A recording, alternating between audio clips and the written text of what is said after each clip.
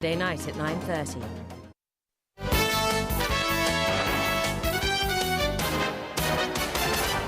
Social networking website Facebook goes public in New York tonight in the second biggest IPO in U.S. history. After pricing its shares at $38 each, the company is valued at $104 billion. But experts are warning investors to wait and see how the stock does in the long term first.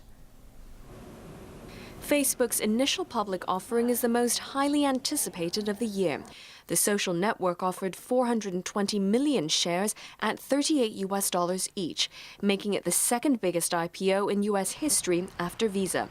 That propels the company, formed only 8 years ago, to the top ranks of corporate America. Facebook's mission is to make the world more open and connected.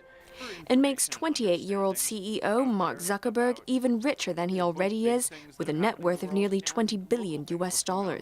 Investors are scrambling to get their hands on some of the company's stock. Demand is so high that Facebook announced earlier this week it's selling 25% more shares than planned. I think the short-term actions of the stock will be driven more by emotion, will be driven more by just the demand-supply economics, not enough shares going public.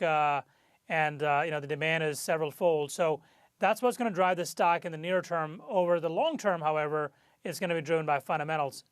But Zuckerberg and his fellow founders are still in control of Facebook, as they have 96% of the vote.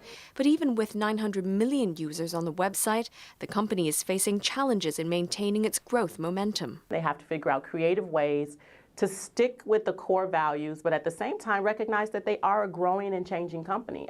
Some investors are worried Facebook hasn't figured out a way to make money yet from the growing number of users who access the website on their phones. Revenue from its online advertising business has slowed in recent months, but that accounts for the bulk of its profits. Certainly don't expect everything to be rosy. There'll be quarters where people don't like the numbers, etc. We're keeping an eye on the long term on this one. And that's where the real test is, whether in a year or so, Facebook shares will soar to a level that shareholders expect. The U.S. has urged American companies to invest in Myanmar. This came as Washington suspended sanctions against the isolated Southeast Asian country. Arthur Kyola reports. Ties between the U.S. and Myanmar have moved up a step, following high-level talks in Washington. In another sign that the U.S. is happy with political reforms in the impoverished Southeast Asian nation, also known as Burma, American companies were given a clear message.